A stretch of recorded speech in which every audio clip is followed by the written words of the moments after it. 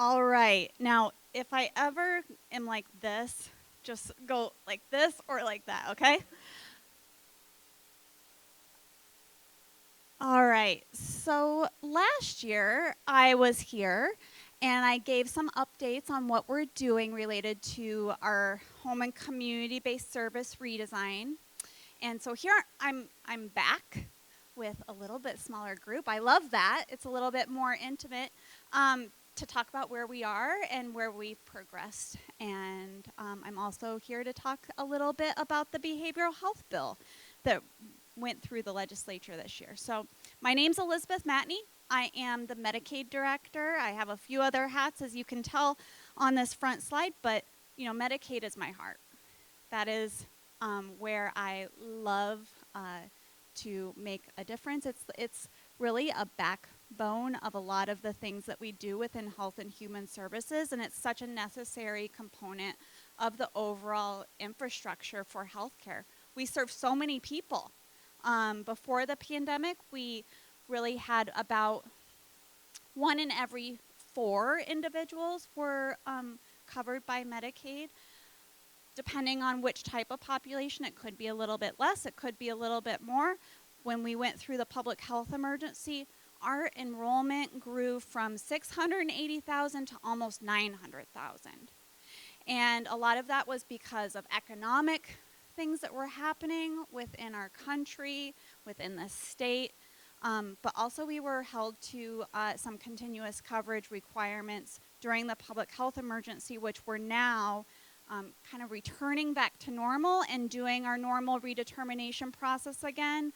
So I was walking around before I get started, and I was talking to some folks out in the vendor area, and I just wanted to make sure that if anybody is experiencing any issues with redetermination paperwork or anything of that nature, please you can always reach out to me. My email address is pretty accessible online, but if you don't have it and you need it, let me know, and I am happy to give it to you after this presentation. Okay, so what are we going to talk about today? We're going to talk about some legislative updates, where we are with our waiver redesign, and just some general updates. We are really in the early phases of any of that work, but some updates on our behavioral health system redesign also. And then we're going to leave a lot of time for questions, hopefully. Okay, so what do we do with our legislative partners this year? We are really, really grateful. We implemented some rate increases using American Rescue Plan dollars back in 2022.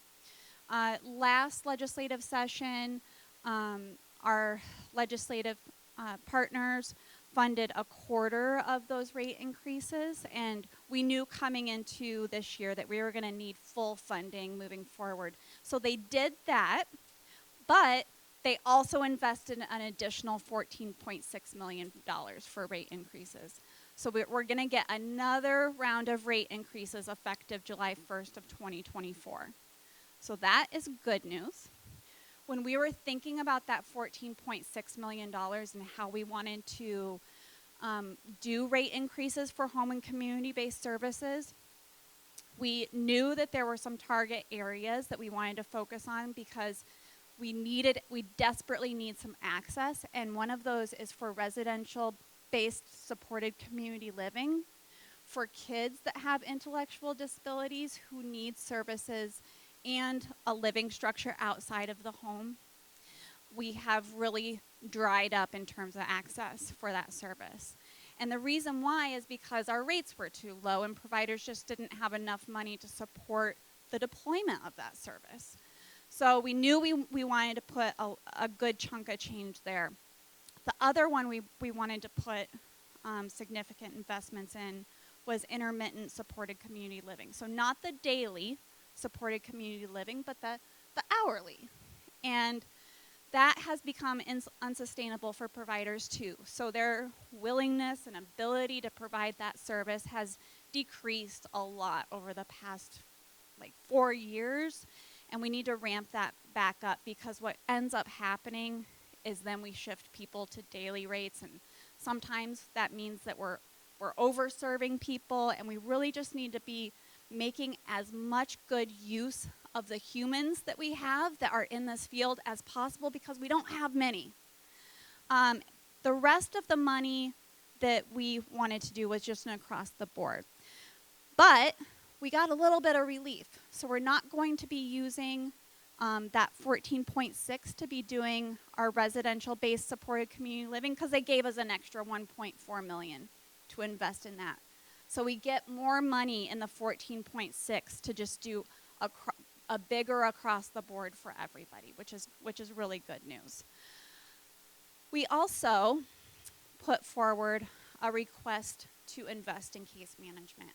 We have case managers who are in this field. They want to do a really good job. They want to spend a lot of time with folks, but how many of you guys are parents of a kid with? Okay, so a lot. How many feel like your case manager spends enough time with you? A few. Okay. Well, that's good. What we heard, what we heard when we were doing some focus groups and interviews and surveys preparing for the waiver redesign, was that our case managers are stretched too thin.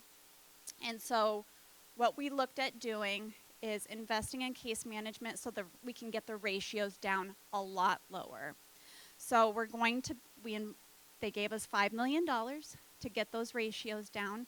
And so what we'll be looking at moving forward, starting July 1st of this year, July 1st, 2024, is case management ratios of no more than 1 to 46. So one case manager for 46 people. So we're very excited about that.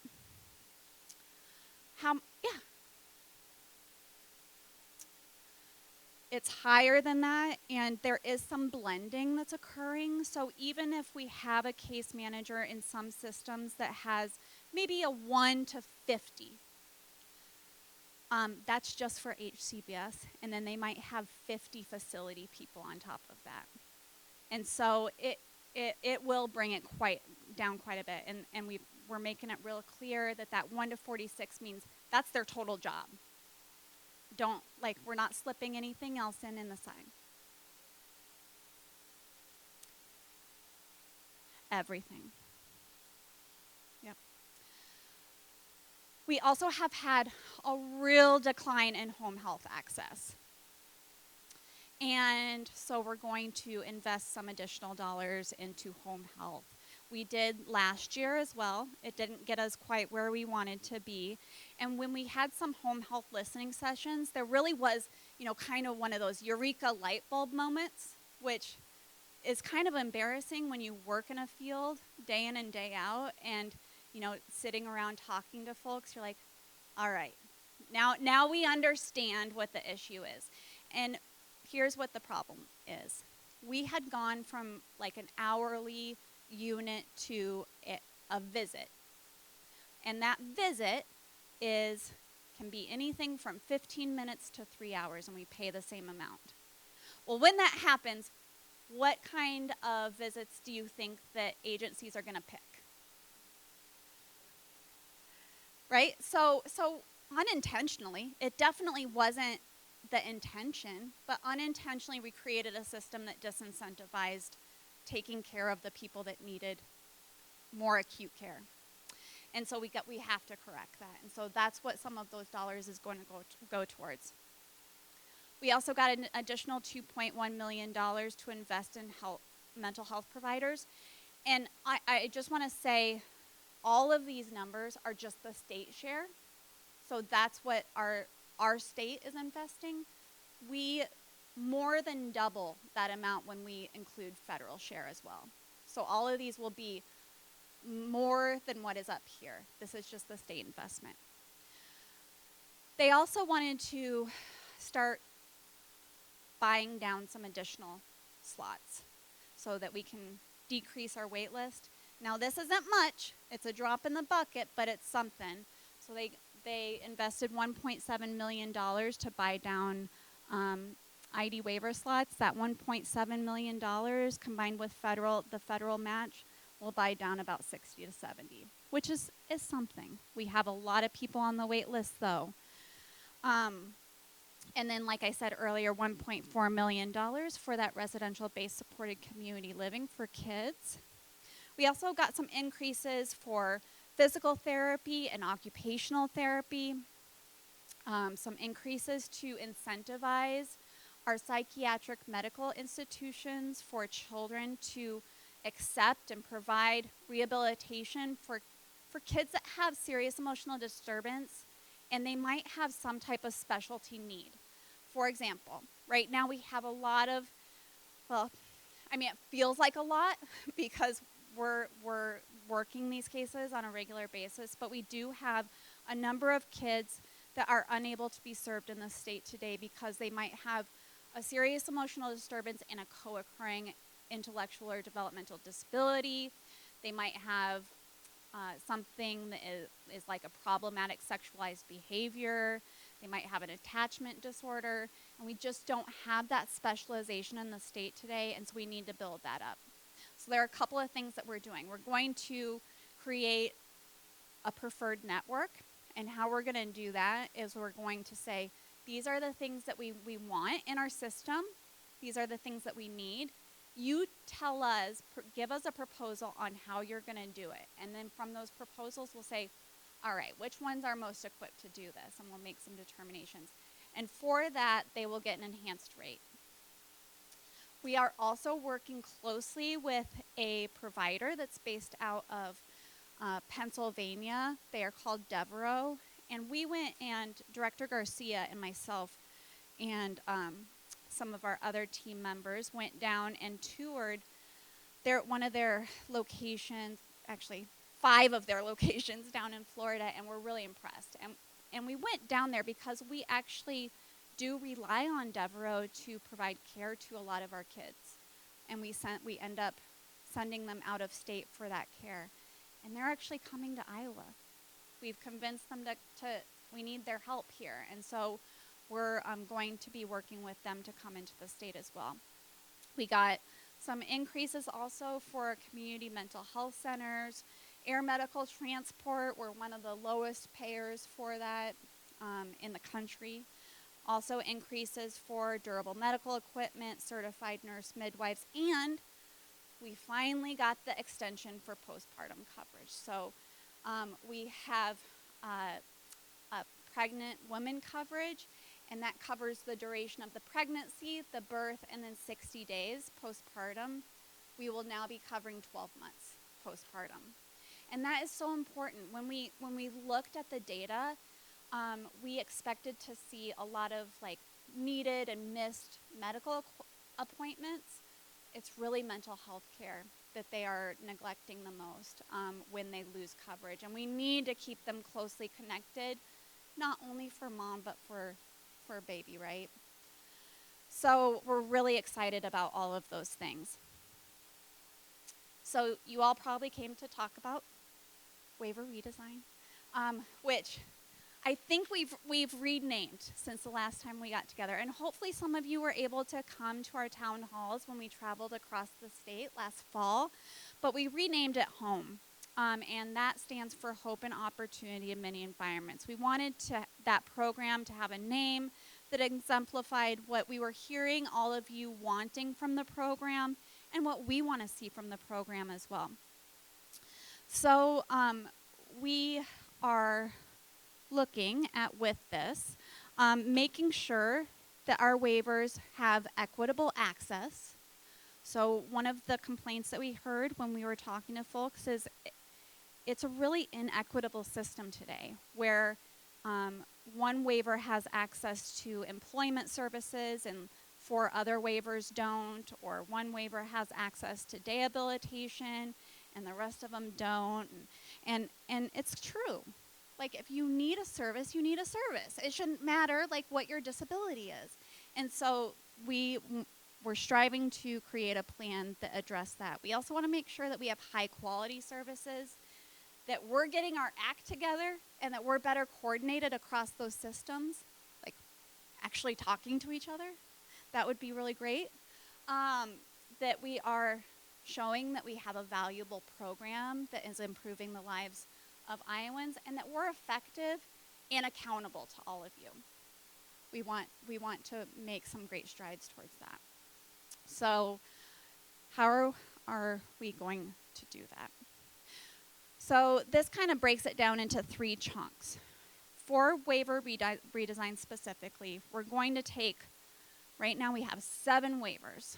And believe it or not, even with 7 waivers, we are still missing people. Like individuals with autism. If you don't have a corollary intellectual disability or some other medical condition, you're kind of out of luck. And so we knew we needed to change that. We are also going to be offering a more comprehensive benefit package to a broader net of people. So we're not decreasing access to services to anybody so that we can provide services somewhere else. And I think that is the fear that a lot of people bring to the table is they're like, I don't want to lose anything that I get to allow somebody else to access more. Fair. We want to lift up all boats. We want to make sure that we're creating equal experience and the fulsome experience to everybody. And we'll also be developing tiered budgets that align more with a universal kind of risk assessment. So this is what it'll look like. We take this group of 7 waivers that has anybody looked at the chart of how the waivers are different? It blows your mind, right? Like, why? And so we're taking this kind of like motley crew of waivers and we're creating some sense with it, and we're boiling it down to 2 waivers, one for children and youth that is from age 0 to age 20, and then one for adult and aging, which is for 21 plus. Yes, sir. They are on our website, and Sarah, would you be able to share this presentation with folks? Okay.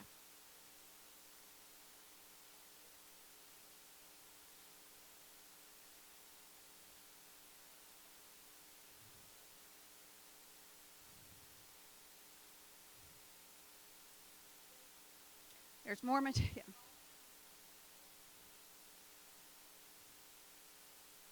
That sounds good.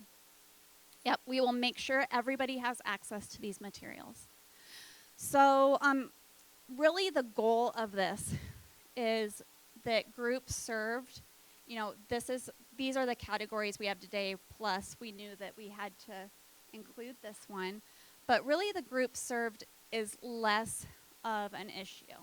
We're really thinking about if there is an individual that has any type of condition where they would meet a facility or hospital level of care, then they should be able to be eligible for a waiver, regardless.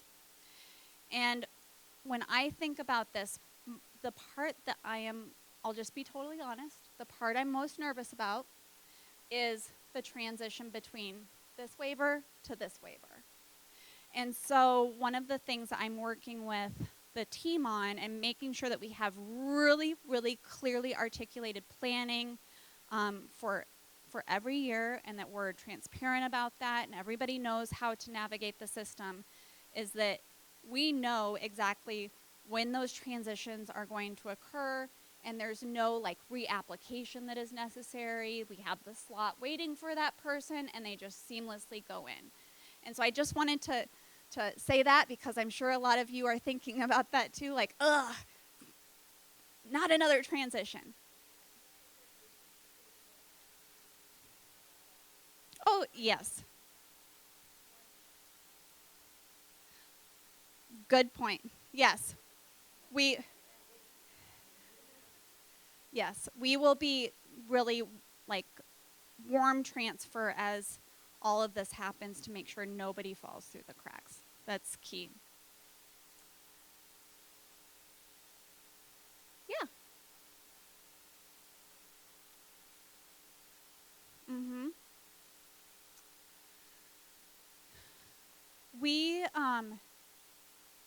we don't know yet, is what I will be honest with.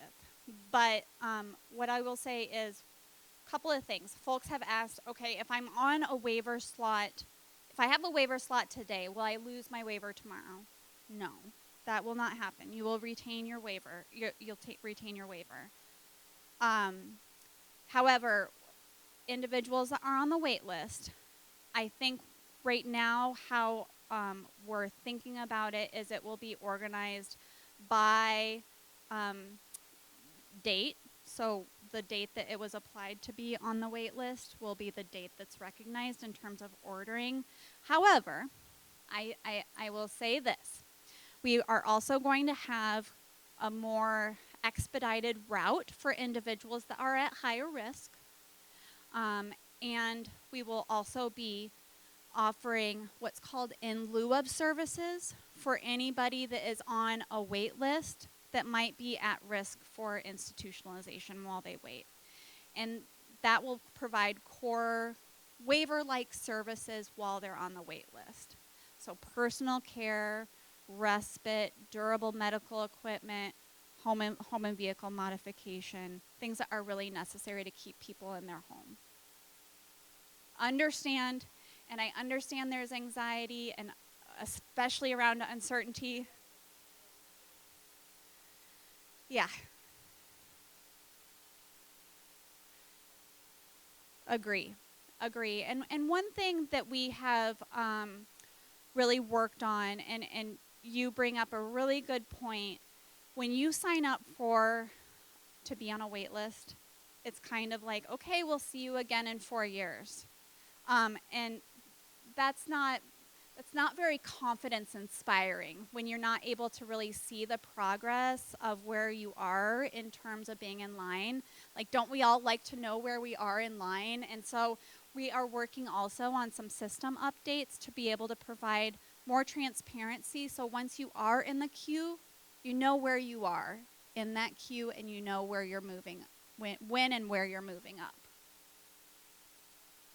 So when we think about the comprehensive set of benefits that we would like to offer, there's a little bit of variance between the children's versus the adult waiver. But this is what we're proposing, and we did have some public comment periods related to this. We will continue to receive feedback on this, especially as we're working towards submitting our waiver documents to the federal government for approval. We want to make sure that we're going through a pretty long public comment period before we submit that, so that we have time to make adjustments. But these are some of the new services that we're thinking about adding. And then all of these services would be available to anybody on the children and adolescent waiver if they needed it. So if you think about that, I think of children's mental health waiver. They have 4 services today: respite, in-home family therapy, and there's a couple of other ones as well. Really, not many get access except respite, but they could benefit from so many more services than what they have offered. Conversely, we have a lot of individuals who are on the health and disability waiver that really need things like supported community living, and maybe only have consumer-directed attendant care today. Those aren't the same thing. And so we want to make sure that we are also opening it up for those folks as well. This is what we're proposing on the adult side. There are some similarities between the children's side, but there are some definite differences as well. Here are some new services. These are new services. And I believe that we have some other new ones as well. But we will want a lot of good feedback. And when Sarah and I walk you through the website after the presentation, we will make sure to show you where there are opportunities to provide that feedback as well. So what have we done in 2024, and what do we need to do? We have identified a tool to screen and prioritize waitlist members. Right now, we have just for the intellectual disability waiver and the brain injury waiver, we have what's called either, it kind of depends, an emergency needs assessment or a priority needs assessment. And we want to have that same thing accessible for everybody.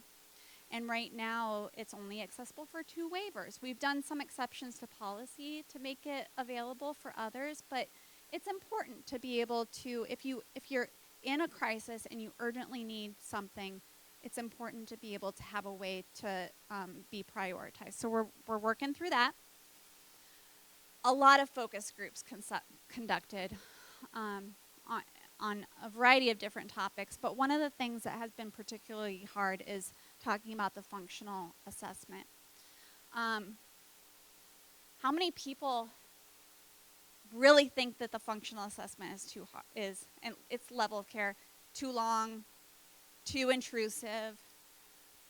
I agree with you. I hear you, and so we're working on making some adjustments, including, are there opportunities to not do the full one every single year and maybe just do updates and have a rotation? We have to do some type of, the federal government, Centers for Medicare and Medicaid Services, they require us to do something every year. They don't tell us what. And we've always just done the real full assessment every single year. And that's, all of your time is precious too. And your homes are safe spaces, and we don't need to invade those for long periods of time if we don't have to. And so we're thinking about making some changes there as well.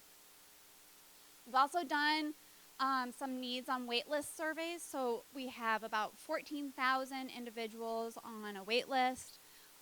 We've reached out to we've been working on reaching out to every single individual on that wait list, or their parents or family members or guardians, to do a survey of needs. 3,000 have answered the call or responded to us. If you know of somebody that is on a wait list, you're not out of time, you can email me and let me know that person or yourself are still interested. But we have been getting some good information from that as well, really to see what are the needs of folks that are waiting. Are they really like acute, or are they maintaining? What kind of help are they getting? Where are they getting it from?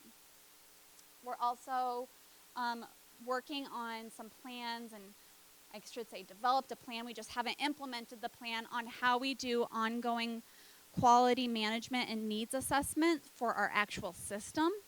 So we do some network monitoring in terms of, like, do we have providers across the state? And the answer is yes. But we don't have a system to say, are all of these providers accepting new clients? And if not, what does the wait look like? And that's where we really need to get to. And so we'll be conducting needs assessments moving forward. Our first one will be completed in October of this year. We'll be doing it annually moving forward, and we'll be posting all of that information to our website and making sure that it's transparent for the people that we serve. Also kind of tied to it, but not really, is that we are also implementing a quality management system. We do look at quality, but sometimes we're asking the wrong questions. We make sure that case plans, service plans were developed timely. Level of cares were done timely. Case management visits were done timely. Well, that doesn't tell us things like, was the assessment correct? How long did it take to get the services in the service plan? Were people happy with their case management? And so we want to start asking more of the right questions and less of the checkbox questions, so that we can really get a good handle on the quality of the overall system. And then, of course, we've been working with the managed care organizations on those case manager ratio changes. So in terms of getting involved, if you have a cell phone and a camera function, you can use this QR code to get connected to a website. Like I said, if you have an individual on a wait list or on a wait list yourself or know of somebody, you can get plugged into the Needs on Waitlist survey. We have 2 member town halls a month where we often provide updates on our home project and then just everything else that we're working on. We have online surveys where we really want participation to be robust. And there is a system online for public comments just related to the overall home project and our community-based services. So next steps, we are working on some business process changes as well as technology changes related to streamlining screening and enrollment. I have talked to a couple of folks here today about how enrollment is so clunky. It is, I know, and we are going to fix that. We also are working to improve access to services and supports for Iowans. This is a hard one. Like we kind of talked about a minute ago, we do not have enough people to provide services. And I've been at a few different conferences, including one with the Advancing States, which is a national organization that really focuses on long-term services and supports. They do a lot of home and community-based service technical assistance. They work with CMS. They work with a lot of large provider organizations, and they'll come into states and do very specific work for states as well. And they had an entity come in that does a lot of like economic and workforce research and forecasting, and they said it doesn't, payment does matter, but that will only get you so far because we are in just a crisis in terms of ability to have enough people to provide the care. And there are some kind of bleak predictions when you think about we have an aging population that will also need services. You know, that's something that people don't always think about in terms of disability services. I mean, let's be honest. If we all live enough, we will all reach a place where we have some type of disability. And we do not have enough just basic individuals that are able and willing to work in this area. We need to work on that and not provide disincentives to get into the field, but we also have to really be creative about how we make the best use of the physical humans that are in the workforce today. We're also working on monitoring quality of services. I talked a little bit about that. And then the waiver redesign, which is really about aligning services to needs, goals, and preferences. The full waiver redesign. I can't express to you how much work this has been and will be. We have to do a lot of provider training. We have to do a lot of capacity mapping. We have to do some just IT system updates. We have to make sure that, for example, we are really walking people across the line to make sure that services are set up correctly and ready. But all of this will go live July 1st, 2025. So we have a very intense and busy year ahead.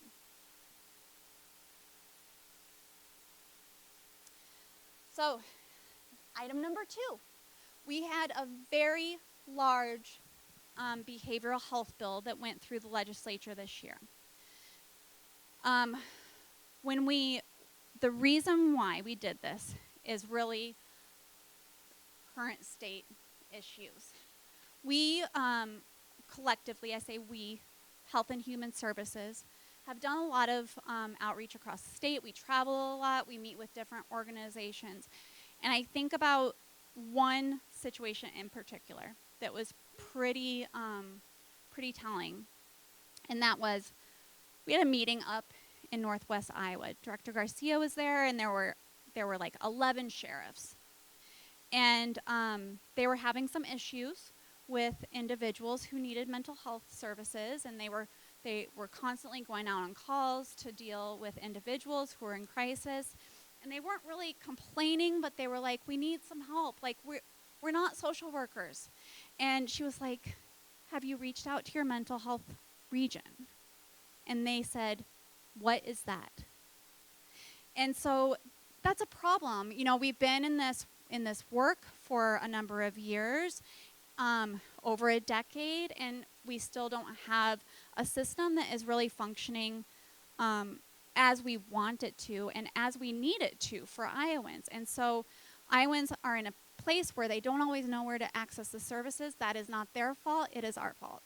And so we're taking accountability for that and making some changes. When we also look at health outcomes, we're not seeing consistent improvements across the state. We're not seeing improved health outcomes in the same way, whether it's mental health, substance use, what have you.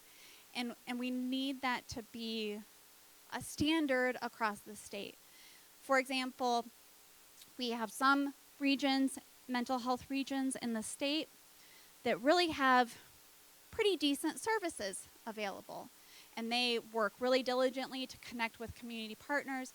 And then we have other really big chunks of the state that until maybe this year did not have mobile crisis at all. We have to make some things just standard and expected and accessible. And so that was another reason. We're also seeing a lot of duplication. So duplication with Medicaid, or duplication amongst the regions, or duplications with schools, a lot of different spaces, and we need to make good use of these state-only dollars, because that's what they are. There's no additional match, and really use these dollars to fill gaps that where other systems can't provide those services. So when we think about the future state, what we want to accomplish and what we want to see is that Iowans, regardless of where you are, whether you're in the far northeast corner of the state, or you're in Des Moines, or you're in the far southwest corner of the state, you have consistent access to services. Now, how those look and where they are, there's probably going to be some differences, but like everybody should have access to mobile crisis. Doesn't matter.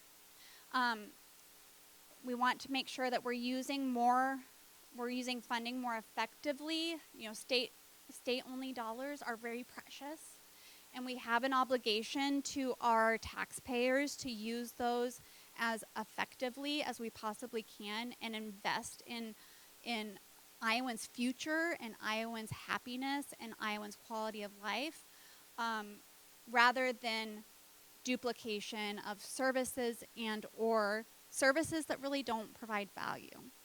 We also want to make sure that we are consolidating and streamlining contracting and administration of all of the programs. And right now, it is a little bit of a mess. So we're going to unwind that a little bit. So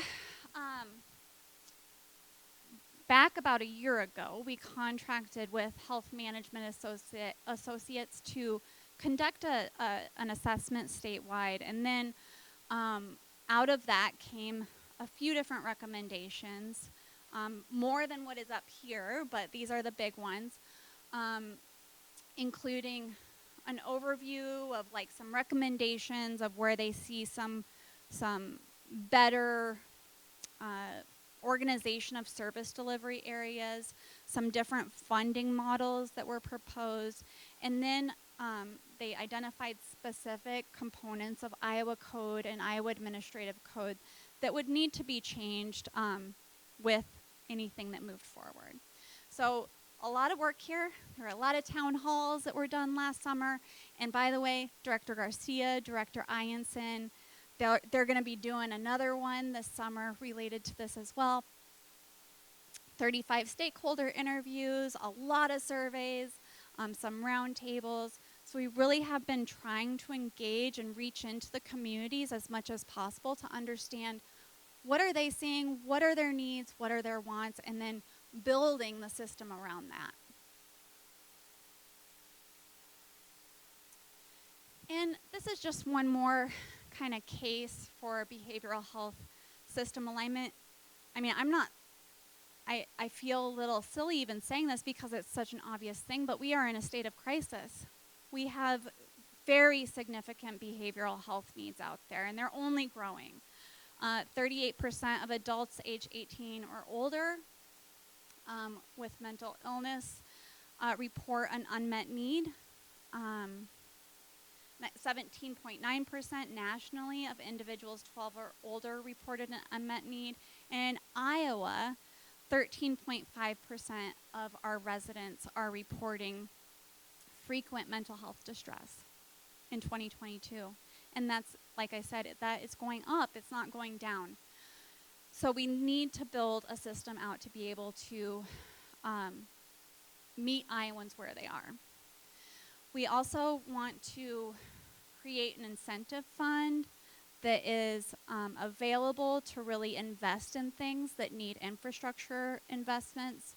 So right now we have about almost $24 million of unspent funds in our mental health regional, I forget what it's called, incentive fund. And that is because once a mental health region has a fund balance for a certain period of time, it just kind of gets scooped up and put in the incentive fund. So those are just dollars that are sitting there, and we need to be able to invest those in things that matter for the state. We also have some really big things that have recently or are about to be implemented that need some statewide support, including 988. Is everybody in here familiar with 988? Okay, I see some heads no. That is a problem. Okay, so you know how you dial 911 for emergencies? 9188 is what you can dial if you're having or someone you know is having a mental health emergency. It goes to a different system. The individuals that respond, they might be the same, but they might also be different. And so that's a system in which you can have an actual mobile crisis team of mental health professionals deployed. So we need to do some communication on that. Your Life Iowa is also a mental health hotline. If anybody has mental health challenges or is experiencing a crisis, Your Life Iowa is there to support 24/7, 365. And we are developing across the state certified community behavioral health centers. And that has really been a national initiative to really kind of think about ways in which we can build behavioral health hubs that are more effective. Proof is in the pudding. It's a new kind of system. We're going to try it and see how it works, but it's something that we're also going to keep a close eye on. We also have some ongoing litigation. So we were sued by some plaintiffs and representing a class of children with serious emotional disturbances. The problem was that we were told that in Iowa, we over-institutionalize children with serious emotional disturbances. I would say we don't disagree. We need more behavioral health services in the community to address the spectrum of needs that people have to avoid those institutional placements. So we have a initial settlement agreement, and we're working on an implementation plan right now with them.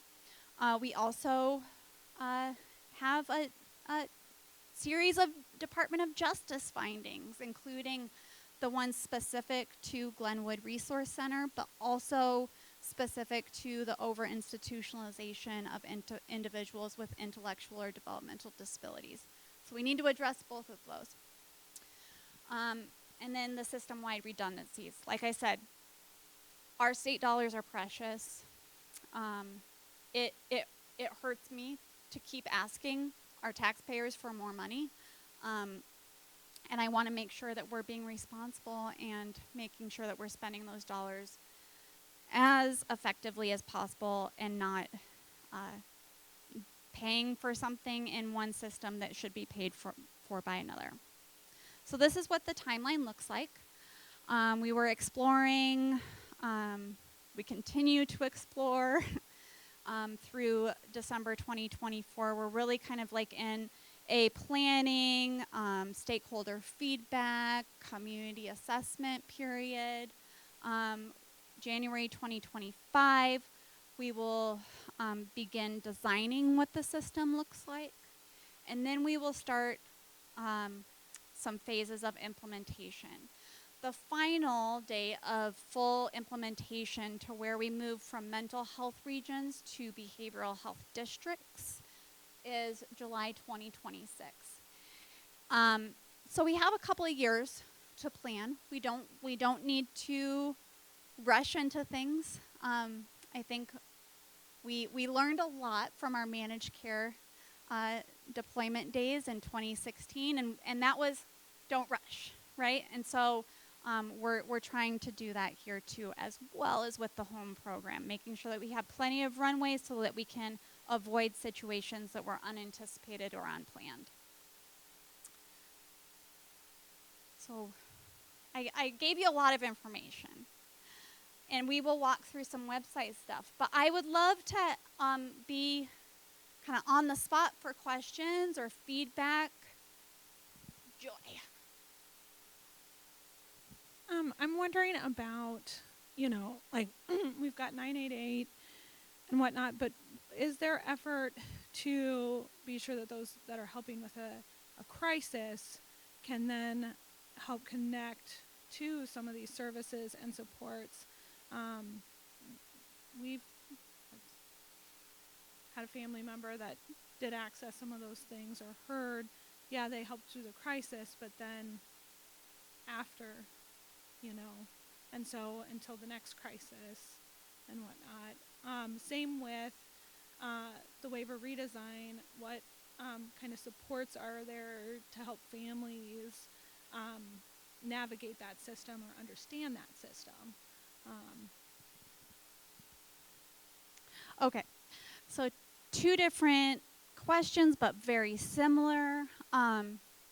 One, with some of the behavioral health redesign and our CCBHCs being stood up, the Certified Community Behavioral Health Centers, we are going to tie in some requirements in terms of follow-up. We want to have those correspond with similar measures on the Medicaid side and expectations for case manager follow-up as well. And so it is critical. We want to make sure that people are continuously engaged in some type of coordination and that we're offering that. I mean, people can turn us down, but we should always offer and be there to support. On the family navigation piece for long-term services and supports and behavioral health, to be honest, the governor announced, and we had been really working on this as part of the home project as well, because that came through loud and clear on the community-based service evaluation report, is that families feel lost. I feel lost sometimes, and I work in it.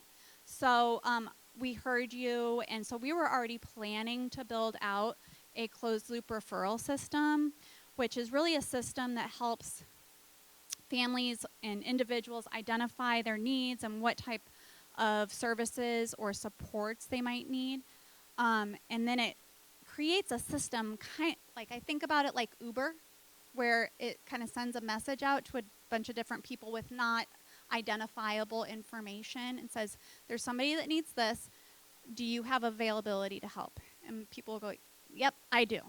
And then it sends a message back to the individual, and then they get connected.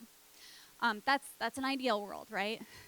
And there are states that have implemented this and found some success. It is a lot of work to set up, but we're super excited to be setting that up because the governor announced earlier this year that she wants to implement a statewide system like this called Thrive for all Iowans. The first target group is individuals that need, or family members that have people in their families that need long-term services and supports. Also, families who may be at risk for child welfare involvement or are involved in the child welfare system. We want to create a platform that helps them navigate that. With the system, you know, some people like to navigate on their own. I'm one of those people, like, if I can figure it out myself, I'd rather not talk to another human.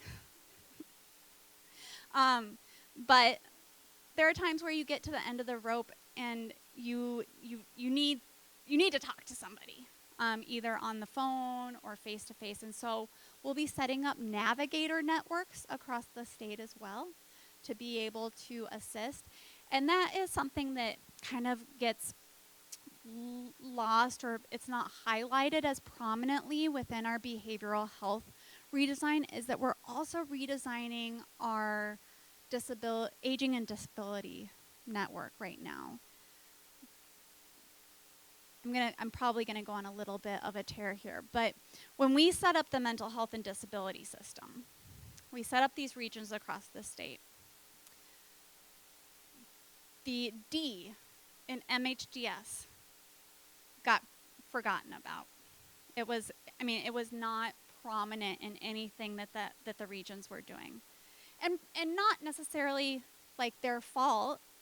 There was just so much of a push legislatively and from the state to build up the mental health services. So what we're doing is we're taking the D out and saying, you guys are prominent and, you know, skilled and subject matter experts in mental health in your communities. Let's have a different entity do the D work. And so nationally, if we go in the Wayback Machine, probably about 15 years, there was a big push to stand up aging and disability resource centers across states. And really what that did was, in Iowa, it just took our area agencies on aging and gave them a aging and disability resource center designation, but they weren't really fully equipped to deal with the D either. And so we're making that formalized and official, and we're gonna train our ADRCs up to be able to address the full life continuum of disability needs and aging needs, and hook them into the closed loop referral system as well, so that they will be there to assist families, whether they are on Medicaid or not on Medicaid, because we want to help those families as well. And so that's going to be something that we're working in parallel as we're building up those behavioral health districts also. We need those behavioral health districts and the ADRCs to work really closely together too. Coming. I'm going to come back here and then I'll be right back to you. Is there anything with your mental health districts and centers that are being set up? Many times an autistic individual who is having a mental health crisis, they'll get turned away because they have an autism diagnosis, or they're having to seek very much out-of-state placements. And so just curious if that's being worked into the formula of it all. It is. It's not there yet. I think that we all can see that. Our crisis service providers have been designed, they've been trained very extensively for individuals who only have mental health crises. That is not how most people present. We have a lot of individuals that have mental health crises. They also have a brain injury. They also might have dementia.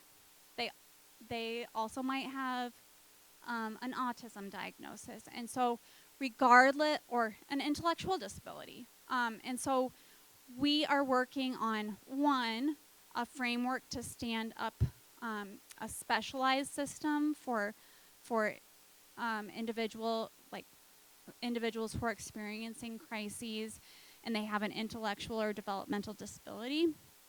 But we also simultaneously need to train all of our mental health crisis providers to be equipped to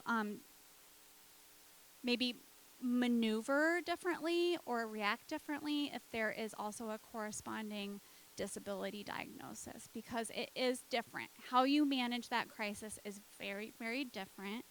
And I think it's overwhelming to our mental health providers as well, because they don't have the tools to do the work. So good point.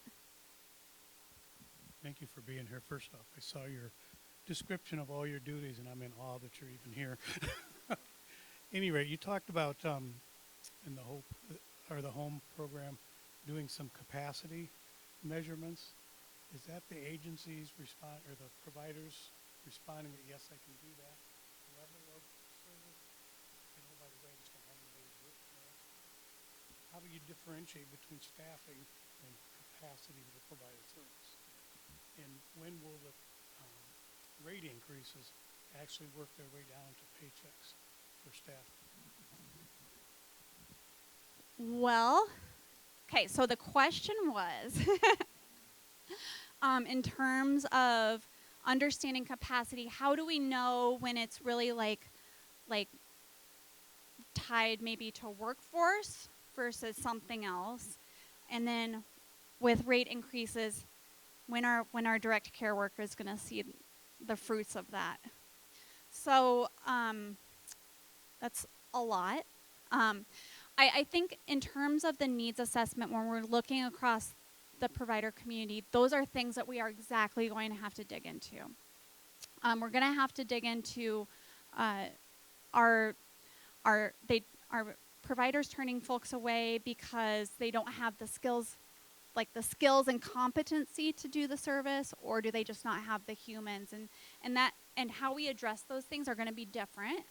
And so those are exactly the right questions and what we will be asking as we're doing the needs assessment also. So great point. Also, we're starting a lot of work in digging in on doing some forensic accounting work to see how provider payments are passing through the system and making their way to the worker. Because we want to make sure that we have a system where rate increases are really increasing the wage of the individuals who are providing the care, because we need more of them. We need them to stay in this field as well. We also have a federal rule that is going to be in effect in the next couple of years that requires our community providers to be directing 80% of what they're paid to direct care wages. And so we need to understand what the baseline is today so that we can set up monitoring procedures as well as coaching providers about what this looks like, what kind of changes they might need to make, and then also preparing if that's going to create some other type of issue with their administration of their provider organization as well. Okay, I'm being told I'm out of time.